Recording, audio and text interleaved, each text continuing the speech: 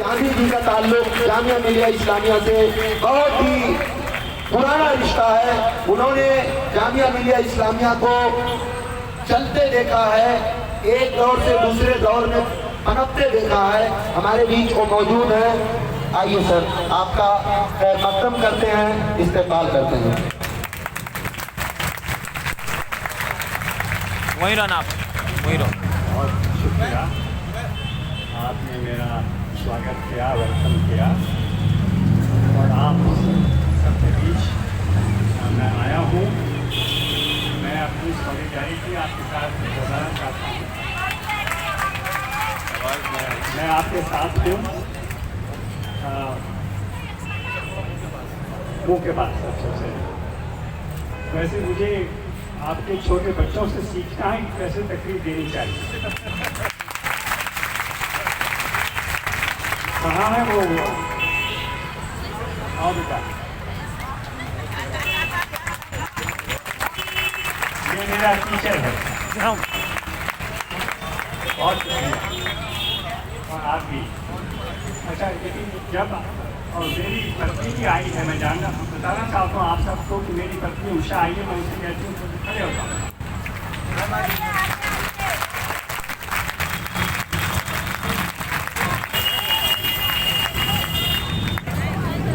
अभी जब हम आए थे, यहाँ आए, ठीक समझ में नहीं आया, तो एक छोटा बच्चा आप जैसा, बल्कि आपसे भी छोटा, और उसके गाल में तिरंगा था, दोनों गाल पे, वो हमें ले आया।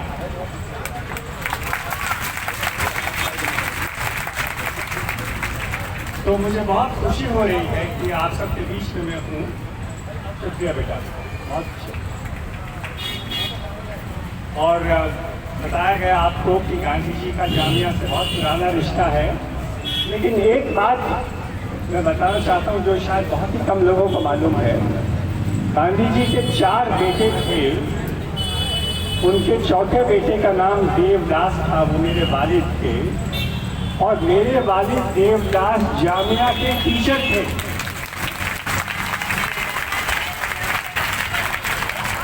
जब जामिया करोल बाग में कहा करती थी ना, वहाँ मेरे वालिद, मेरे पिता देवदास गांधी जामिया के टीचर थे। मेरा जामिया के साथ जो रिश्ता है बहुत ही गहरा है। आप सबने बताया है कि आप लड़ने को तैयार हैं, मरने को तैयार हैं।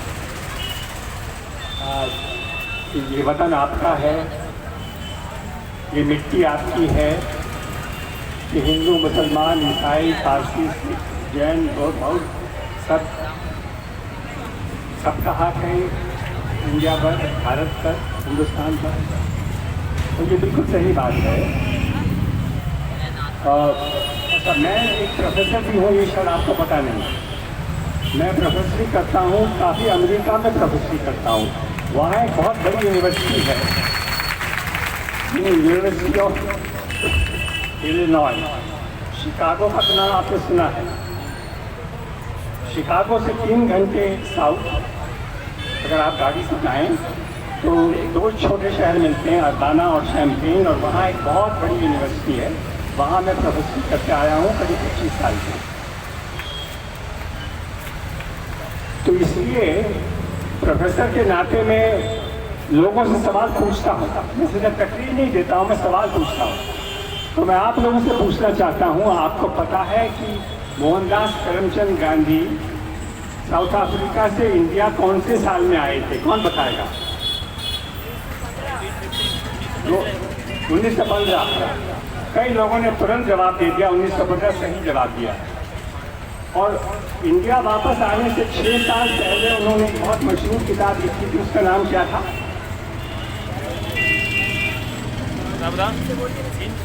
हाँ, 1909 में उन्होंने एक बहुत मशहूर किताब लिखी थी, जिसका नाम था हिंद स्वराज। हिंद में स्वराज कैसे लाया जाए। और हिंद स्वराज में 1909 में गांधी ने लिखा था कि ऐसा मानना कि हिंदुस्तान, भारत किसी एक कौम का है, ये बिल्कुल पागलपन है। कि जितना ही हक हिंदुओं का हिंदुस्तान पर है उतना ही हक मुसलमानों का भी हिंदुस्तान में है।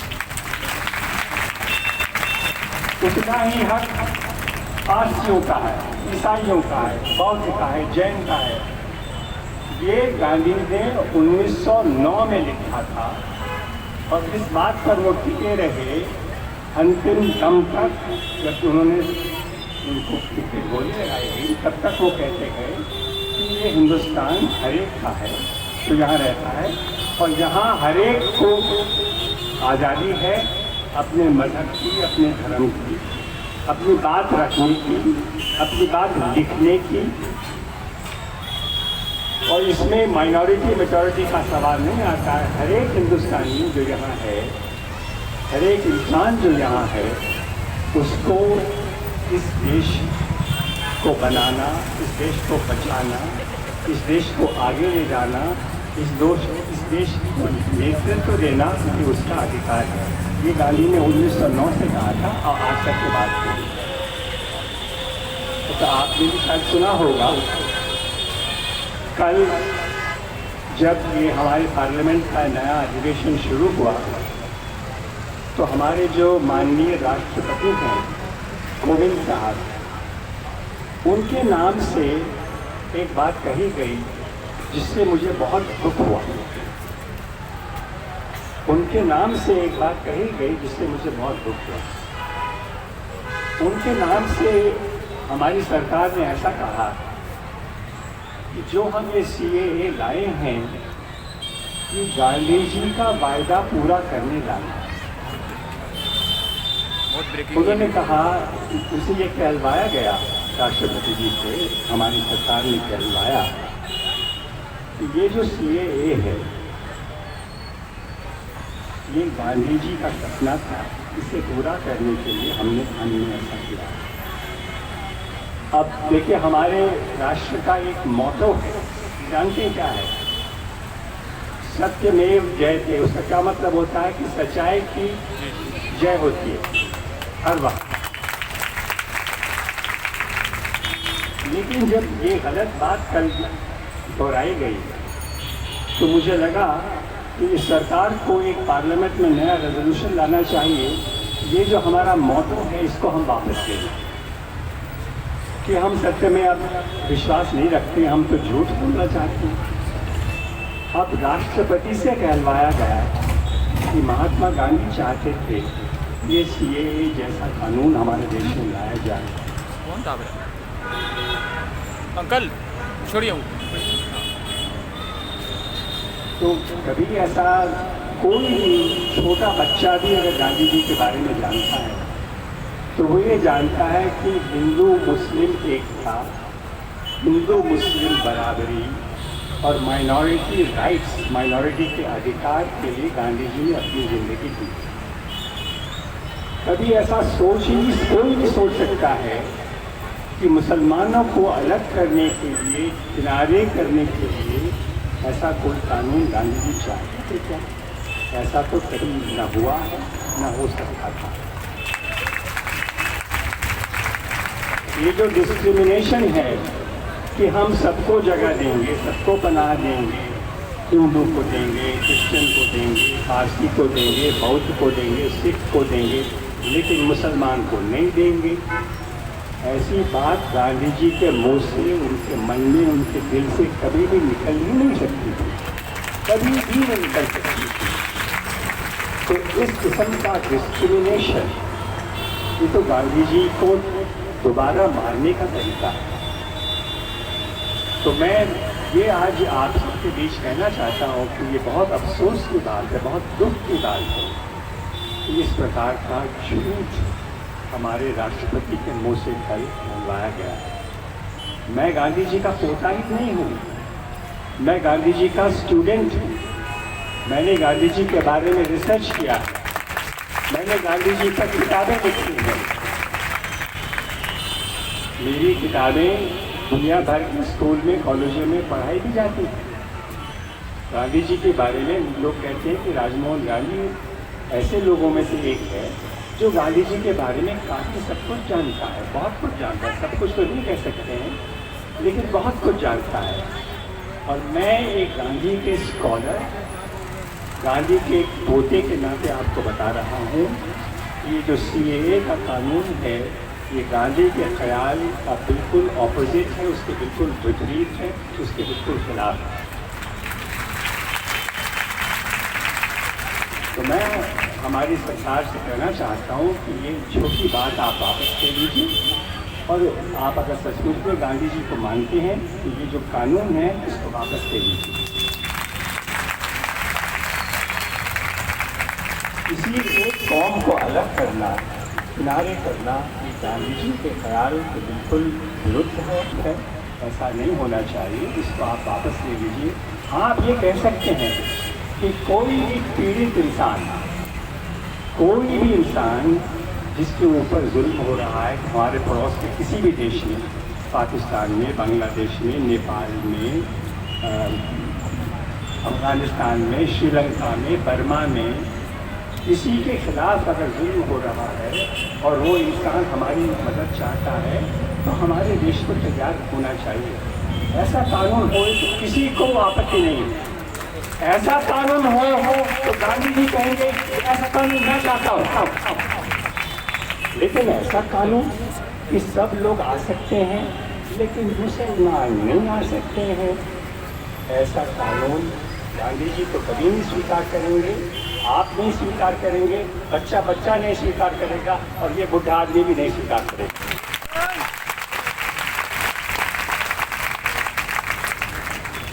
और क्योंकि मैं काफ़ी बुढ़ा हो चुका हूँ, दुनिया भर घूम चुका हूँ, दुनिया को देख रखा है मैंने, और मैंने काफ़ी दुनिया कई देशों की तारीख उसकी पढ़ रखी है, उसके बारे में भी मैंने किताबें लिखी हुई हैं। तो मैं जानता हूँ कि हमारे देश का नाम दुनिया में कैसा है, रहा है, अब कैसा है। और मुझे बहुत दुख और बहुत अफसोस के साथ कहना पड़ता है कि पिछले 4-5 साल में हमारे देश, बेचारे प्यारे देश की बदनामी हो गई। और इस CAA जैसे कानून से हमारे देश की बदनामी हो गई है और दुनिया भर के लोग पूछ रहे हैं ये कैसे हो सकता है कि भारत तो लोकतंत्र है, ये गांधी का देश है, मौलाना आज़ाद का देश है, जवाहरलाल नेहरू का देश है। ऐसे मुल्क में डॉक्टर जाकिर हुसैन का देश है। ऐसे मुल्क में ऐसे गलत कानून जिसमें बराबरी को एक धक्का दे दिया है, बराबरी पर हमला हुआ है। देखिए, ये दो बहुत बड़े मूल्य हैं, सूल हैं, आज़ादी और बराबरी, इंसान की आज़ादी और हर एक की बराबरी, कोई ऊंचा नहीं, कोई नीचा नहीं, मैं किसी से कम नहीं, मैं किसी से ज़्यादा नहीं। आप किसी से ज़्यादा नहीं, लेकिन आप किसी से कम नहीं हैं, आप किसी से कम नहीं हैं। हो सकता है कि सिर्फ आप 20 करोड़ हो, लेकिन अगर आप सिर्फ 2 हो फिर भी आप किसी से कम नहीं हैं।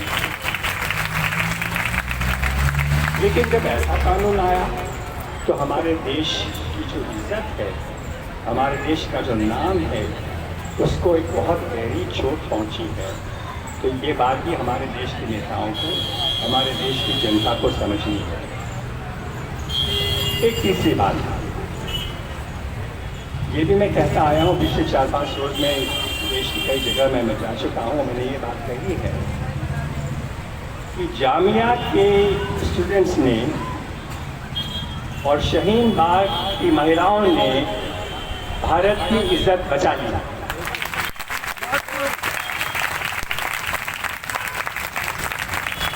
मैं ये कहता हूँ कि ऐसा नहीं कहा जा सकता है इस समय कि हमने डेमोक्रेसी को बचा लिया, ऐसा हम नहीं कह सकते। डेमोक्रेसी को बहुत खतरा है, बराबरी को बहुत खतरा है, हमारे कॉन्स्टिट्यूशन को बहुत खतरा है, उसको हम अभी तक बचा नहीं पाए हैं। लेकिन जामिया के स्टूडेंट्स ने और शाहीन बाग की बहनों ने देश की इज्जत को बचा लिया है। और ऊपर वाला चाहे और हम अपनी मेहनत से, ऊपर वाले की मदद से हम हमारे देश की बराबरी और डेमोक्रेसी को भी बचाएंगे। ये हमारी दुआ है और ये हम सब चाहते हैं और हम दिल से चाहते हैं। लेकिन ये लड़ाई जो है, ये आप सब जानते हैं कि ये लड़ाई आपको नॉन वायलेंस चलानी है, जानते हैं ना? आप बताइए कि आप इसको इसे मानते हैं मेरी बात? इसे नॉन वायलेंस से आप लड़ेंगे, नॉन वायलेंस से आप लड़ेंगे। और अगर आप नॉन वायलेंस से लड़ाई लड़ते जाएं तो इसमें कोई शक ही नहीं है कि जीत तो आपकी होने वाली है। ऊपर वाला बिल्कुल गारंटी दे रहा है आपको। मैं कौन हूँ ऊपर वाले का मन जानने का, लेकिन मेरा पूरा विश्वास है कि ऊपर वाला चाहता है कि आपकी जीत हो, और मेरा पूरा विश्वास है कि ऊपर वाला चाहता है कि नॉन वायलेंस के रास्ते से आपकी जीत हो। अच्छा, एक और बात, जो हमारे देश के हिंदू हैं, तो मैं भी हिंदू हूँ, मेरी पत्नी उषा वो भी हिंदू है, और आप सब जानते हैं कि लाखों करोड़ों हिंदू भी आपके साथ हैं। ये मैं आपको बताना चाहता हूँ। असली हिंदू कभी नहीं चाहता है कि मुसलमान को दबा के, मुसलमान को नीचा करके, मुसलमान को कम करके वो आगे बढ़े। ऐसा कैसे हो? आजकल हमारे देश में लाखों लोग अमेरिका में बसे हुए हैं, इंग्लैंड में बसे हुए हैं, जर्मनी में, ऑस्ट्रेलिया में, कनाडा में, वगैरह वगैरह। और वहाँ कई लोग तो अमेरिकन बन गए हैं, अंग्रेज़ बन गए हैं, जर्मन बन गए हैं, फ्रेंच बन गए हैं, यूरोपियन बन गए, ऑस्ट्रेलियन बन गए हैं। और जो ऐसे बन गए हैं वो वहाँ के पार्लियामेंट में भी आते हैं। कुछ लोग तो एक महिला थी, अब तो शायद वो रेस में नहीं है, लेकिन एक महिला अमेरिकन है जो उनकी माँ इंडियन थी, और वो तो प्रेसिडेंट बनने के लिए भी लड़ रही थी। अच्छा, और वहाँ कई हिंदू भी हैं, इंडियन तो बहुत हैं, उनमें से ज़्यादा हिंदू हैं। तो अमेरिका के हिंदू जो 10-15 साल पहले आए, वो तो वहाँ के प्रेसिडेंट बन सकते हैं, लेकिन वो मुसलमान जो इंडिया में 1200 साल से हैं, वो यहाँ नागरिक भी नहीं बन सकते।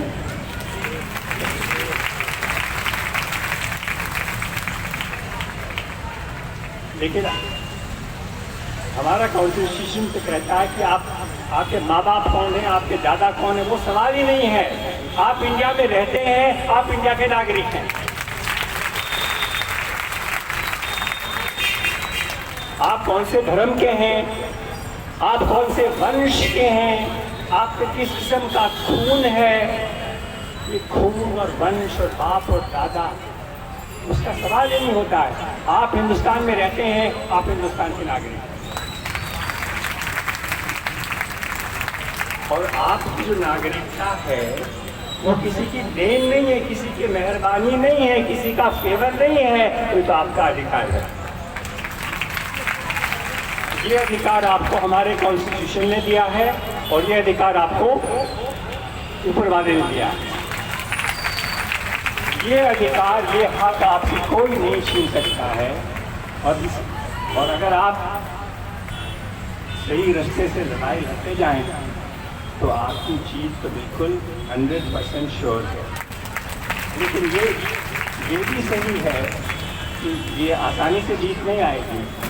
अब कल परसों यही तो हुआ ना, गोली यहीं से चली, और ऊपर वाले की कृपा से वो बेचारा जिसकी गोली लगी वो जिंदा है, बच गया। लेकिन देखिए कितने अफसोस की बात है कि जब लोग कहते हैं, बड़े बड़े लोग जो बड़े पद में हैं, कहते हैं कि गोली मारो फलानों को, बड़े ओहदे पे बैठे हैं, ऐसी बात कहते हैं। लेकिन उनसे बड़े जो नेता हैं वो खामोश रहते हैं, वो डांटते नहीं हैं, वो इनको निकालते नहीं हैं, इनको कोई कीमत नहीं चुकानी पड़ती है। तो ऐसा जहर अगर हम फैलाएं और कीमत नहीं चुकानी हो तो ऐसे नौजवान गोली चलाने वाले तो बहुत निकलेंगे। तो हमें और भी सावधानी दिखानी होगी, बहुत ही होशियारी दिखानी होगी। आप सब हिम्मत दिखा रहे हैं, आप सब होशियारी दिखा रहे हैं, आप सही रास्ते पे चल रहे हैं, तो मैं आपके सामने तो आपका बहुत आदर करता हूँ। मैं क्या आपकी तारीफ करूँ? मैं आपकी तारीफ करने नहीं आया हूँ, लेकिन मैं आपसे सिर्फ ये कहने आया हूँ कि आप अपने ज़मीर की बात सुनते हैं, आप अपने ज़मीर की बात पर चलते हैं, इसका मैं दिल से आदर करता हूँ। और मैं आपसे सीखना चाहता हूँ, मैं आपके साथ खड़े होना चाहता हूँ, मैं आपके साथ लड़ना चाहता हूँ। और मैं भी चाहता हूँ कि हमारा प्यारा देश, हमारे देश में बहुत अन्याय होता है और सदियों से हुआ है, लेकिन फिर भी हमारा ही तो देश है, हमारा प्यारा देश है। हम इसको अच्छा बनाएंगे, आज़ादी का देश बनाएंगे, ईमानदारी का देश बनाएंगे, इज़्ज़त का देश बनाएंगे, बराबरी का देश बनाएंगे, और जिसमें गरीबों को जो तकलीफ में हों, जो बीमार हों, जो दुखी हों, उनका भला हो, ऐसा देश हम चाहते हैं। ऐसा देश हम बनाएंगे, और ऐसा देश बनाने के लिए हम भारत के हर इंसान को न्योता देते हैं, आओ हमारे साथ चलो। हम हिंदू को बुलाएंगे, ईसाई को बुलाएंगे, पारसी को बुलाएंगे, सबको बुलाएंगे, हमारे साथ चलो। हम एक बहुत सुंदर प्यारा देश बनाएंगे, आपको भी गर्व होगा, आप भी खुश होंगे, हमारे देश का नाम दुनिया भर में ऊंचा होगा। अच्छा, हम तो कह सकते हैं कि भारत महान, मेरा भारत महान, लेकिन ज़्यादा अच्छा होगा कि दुनिया वाले कहें देखो भारत कितना महान है। अगर मैं इस सड़क पर चलने लगूं और एक बोर्ड आगे और पीछे लगा दूं कि देख कितना महान आदमी चल रहा है, कैसा लगेगा आपको? अगर दुनिया की सड़कों में भारत चलता है झंडा लेकर के, देखो कितना महान देश, लेकिन हम ऐसा खुद न कहें, एक दूसरे को इज्जत दें, एक दूसरे को आज़ादी दें, तो दुनिया जरूर कहेगी अरे बाप रे बाप कितना अच्छा देश। तो ऐसा देश आप बना रहे हैं, ऐसा देश जामिया के स्टूडेंट्स बना रहे हैं, ऐसा देश शहीद बाग की महिलाएं बना रही हैं। ऐसा देश बने, इसके लिए आप संघर्ष कर रहे हैं, मैं आपके साथ हूँ। जिंदाबाद, महात्मा गांधी जिंदाबाद, गांधी हम शर्मिंदा हैं, गांधी हम शर्मिंदा हैं, गांधी हम शर्मिंदा हैं। 30 जनवरी जिंदाबाद, 30 जनवरी जिंदाबाद, गांधी तेरे सपनों को मंजिल तक पहुंचाएंगे, गांधी तेरे सपनों को मंजिल तक पहुंचाएंगे। अरे गांधी को शेखुल हिंद, अरे गांधी को शेखुल हिंद। बहुत बहुत शुक्रिया।